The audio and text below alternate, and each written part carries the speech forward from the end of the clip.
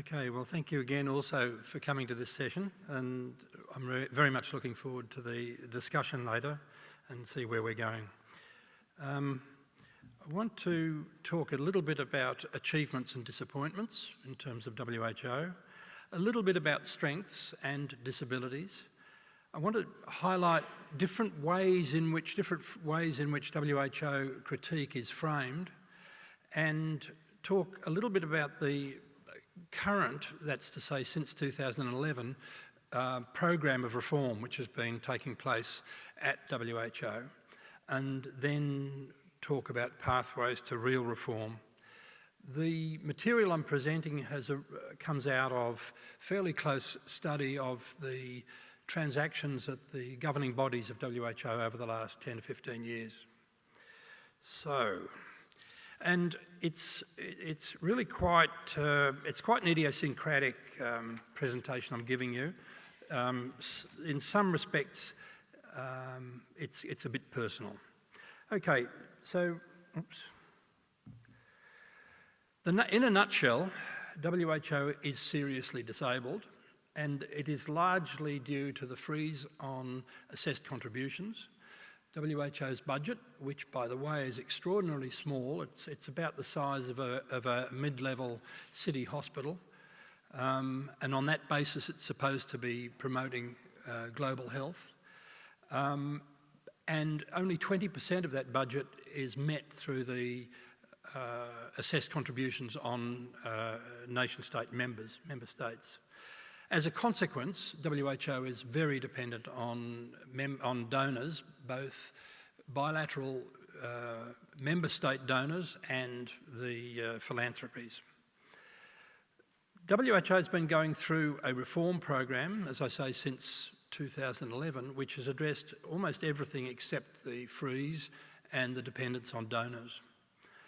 The global burden of disease due to WHO's disabilities is huge. I'm talking about the disease burden which would be averted if the political conditions for real reform and real effectiveness were achieved. I do challenge the epidemiologists amongst us to find a way of measuring the global burden of disease which would be achieved through having an effective WHO. So I'm going to talk a little bit then about what the disabilities are, and a little bit about achievements and shortfalls, and then the reform. WHO since 2048, now this is a terribly personal, idiosyncratic evaluation. Let's look at the achievements. And all of the achievements that I've listed here have got pros and cons and have got limitations. But the eradication of smallpox is worth celebrating. The progressive control over polio, we haven't eradicated it yet. The PIP stands for influenza preparedness. What am I doing? PIP, quickly.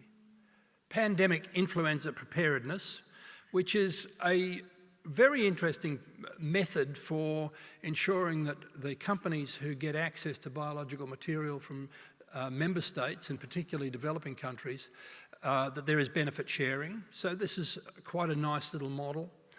Primary health care under Dr. Mahler, and with some qualifications, universal health coverage under Dr. Chan. The Essential Medicines Program, which is a major victory, not so much because of its effectiveness, but because it overcame such opposition to even achieve its relatively modest aspects. Trade and health, you'll be surprised to see, as an achievement, but I've put it there because there are very significant forces within WHO and within the member states which have pushed for attention to trade-related health issues, notwithstanding the fact that WHO is a relatively minor player. There's a big story to be told about that. The Ottawa Charter, the Code of Marketing of Breast Milk Substitutes, the International Health Regulations and the Framework Convention And I highlight both of the latter because the constitution of WHO has got two very important clauses, both for making regulations and for making a treaty. And while the Framework Convention on Tobacco Control is the only treaty that we have, it shows us that WHO could be used for creating more formal regulation at a global level.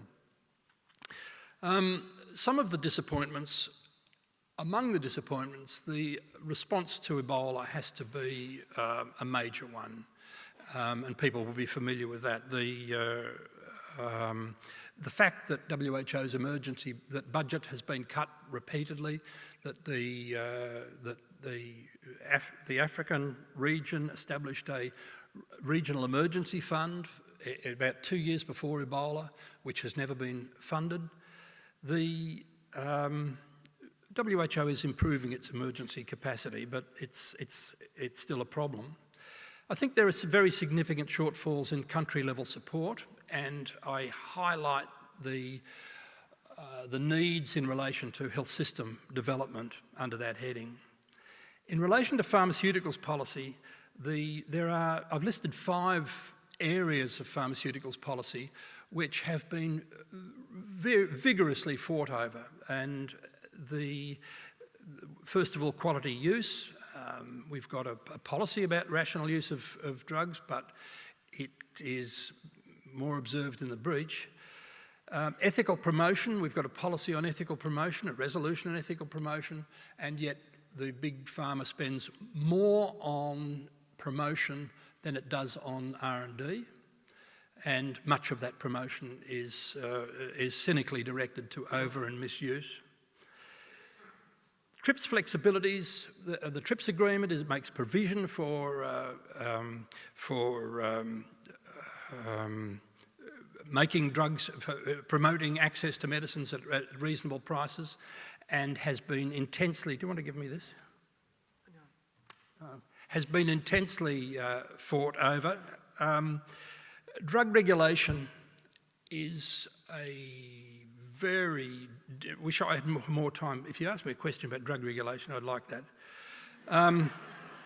But I don't have time at the moment. But the issue is really the degree to which drug regulation has been captured by Big Pharma and is being used to try and harness the regulatory power of the nation state in the interests of defending the alleged intellectual property rights of transnational corporations.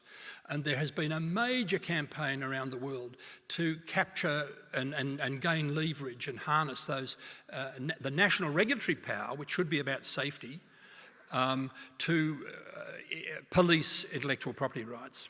And finally, the issue of medicines R&D, and there is a big issue before WHO, the World Health Assembly at the moment, over ways in which you can de-link the funding of research and development from the monopoly pricing associated with patenting. These disappointments, but they're not areas which have not been contested. It's just that the other side has won. Okay, and the final one I want to refer to is the progressive drive to convert all WHO's programs into what's called a multi-stakeholder partnership, which means that in any sort of the global programs which are being developed, WHO is under a lot of pressure to convert them into some kind of, if it's road trauma, then we'll do it with the motor car industry and the petrol industry. If it's NCDs, well, we've got to recognise that the food industry is part of the solution as well as part of the problem, and so on and so on. And the most egregious example of that is the so-called impact story, which was where the Big Pharma sought to has really pushed this idea, of capturing, using the nation-state regulatory power to police IP. So, in terms of where we are today, WHO does have some important strengths.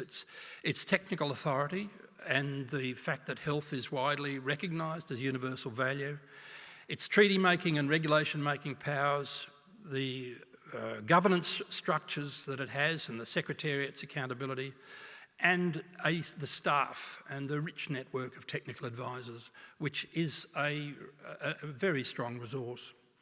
In terms of disabilities, I started to talk before about the donor chokehold. The freeze on assessed contributions at around 20% of a miserable budget, and the tightly earmarked voluntary contributions, which come from largely the rich countries, the US, Britain, the EU countries, and which the funding of which is always very tightly earmarked. The tight earmarking is very clearly about preventing the Secretariat from implementing some of the resolutions which are adopted by the Assembly. And the resolution 5926, which was adopted in 2006, said that WHO should provide advice, where requested, to countries about the use of TRIPS flexibilities and in order to promote access to medicines.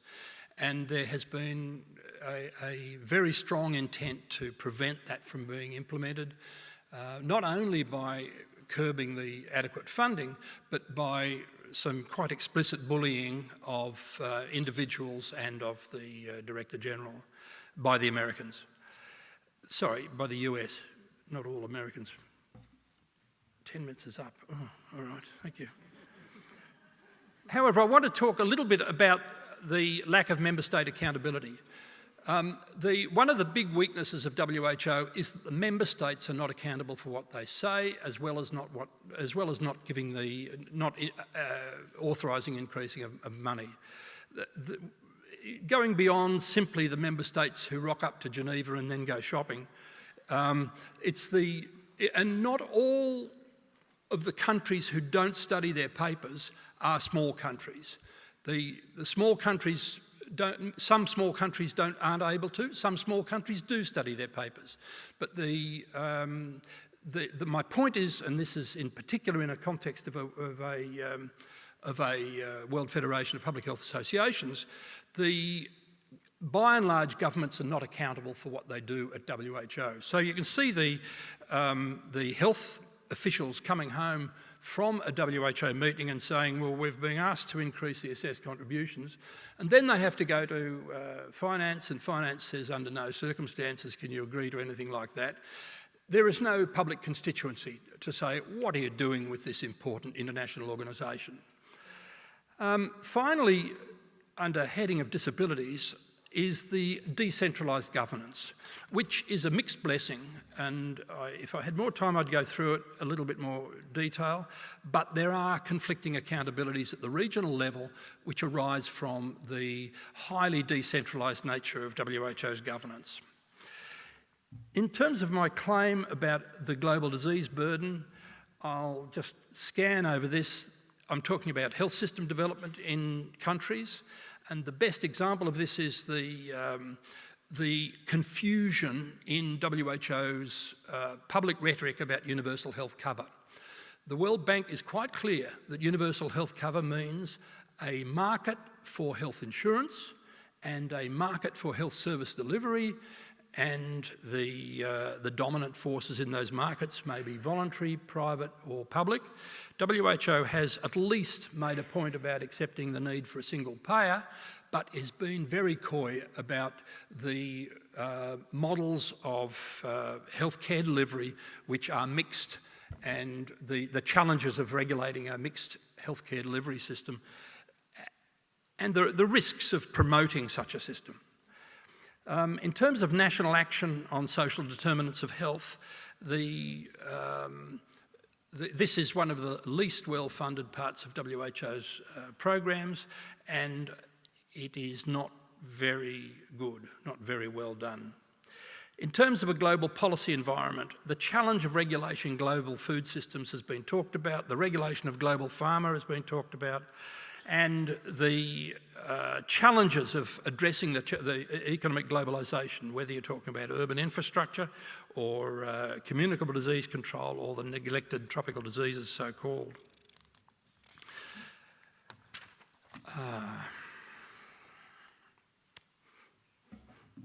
be very quick. So I want to highlight three different ways of framing WHO. One is as a singular agent with identified responsibilities. In other words, you take it out of its context. You say, they're not doing anything, they're not doing it very well, you should reinvent WHO. The other is WHO as a field across which many different forces are contesting. And the third is WHO as a player in a bigger field within which many other forces are contesting. And I think that in terms of the last of those options, the donor chokehold reflects very clearly the political economy of WHO's disabilities. The fact that the transnational corporations have Davos, the World Economic Forum, is explicitly promoting a revised approach to global governance and global health governance, which is about the multi-stakeholder partnership and pushing for WHO to be one, in respect of health, to be one player with the transnational corporations and with the OECD countries. So WHO reform over this period has focused on a number of important areas: management, priority setting, governance, and there have been some good outcomes of this reform process. However, the dysfunctions associated with the freeze and the donor chokehold remain. The WHO's got this thing called a financing dialogue, whereby they adopt a budget, then they go to the donors to try and auction off all the items in the budget and see who will support which item. It's the defenders of this system say, well, we've adopted our budget. It's not as if we're doing our budget at the behest of the donors, but they know perfectly well what's going to get funded and what's not going to be funded. So it's not a very pretty sight, and the multi-stakeholder partnership is also a worry. So in terms of real reform, we need to unfreeze the assessed contributions, we need to strengthen the accountability of member states, and that's something for all of our public health associations. We need to build a national and global constituencies for global health. It's very hard to excite people about the politics of global health, even if you are talking about the possibility of regulating food systems, of regulating pharma. And we need to link global health reform to the reform of wider global dysfunctions, including imperialism, neoliberalism, and growing inequalities. So the challenges for public health professionals include research and analysis, understanding and the dynamics of global policy making, recognising the need for a strong WHO, properly funded and actually lobbying and advocating for that, cultivating a political economy of global health governance as a critical field for teaching and research and engagement, and participating in a community mobilisation around the conditions for better health and the right to decent health care. Thank you very much.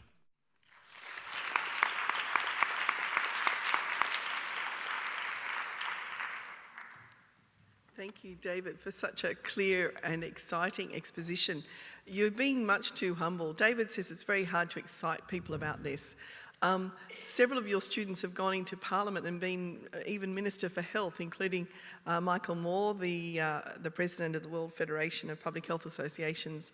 And I think Dr. Robert De Natale is one of your former students as well, David. So I think that attests to your ability to excite people about this locally and hopefully internationally as well.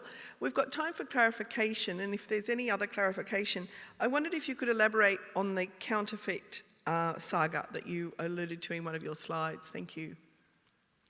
Thank you so much for the question, Stephanie. In 1992, there was the Uruguay round was still in full swing, the negotiation of the World Trade Organization and the World Trade Agreements. And Pfizer was taking the lead in terms of the negotiation of the TRIPS agreement. And in 1992, there was a meeting on pharmaceuticals at which Pfizer was present and Big Pharma was present.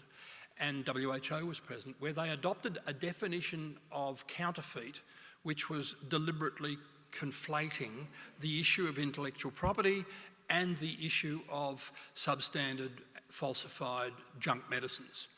So WHO adopted and has promoted this definition of counterfeit. Then in 2006, a small number of countries with Big Pharma and with WHO got together and established this thing called IMPACT, the International Medical Products Anti-Counterfeiting Task Force, which was dedicated to, and this was run in parallel with a private sector entity which was going around Africa and other countries, persuading countries to adopt intellectual property laws which deliberately harnessed the regulatory power of the nation state into criminalising alleged intellectual property breaches. And this was effectively supported by adopting this term counterfeit, which contributed to this confusion. With some very strong advocacy and lobbying through India and Brazil in particular, WHO was persuaded to adopt the term substandard, spurious, falsified, falsely labelled, counterfeit medical products, which is a horrible term, but they are in the process of adopting an easier one as part of insisting on a distinction between intellectual property claims and regulation for public health. Thank you. Thank you. Yes, one more point of clarification, yes.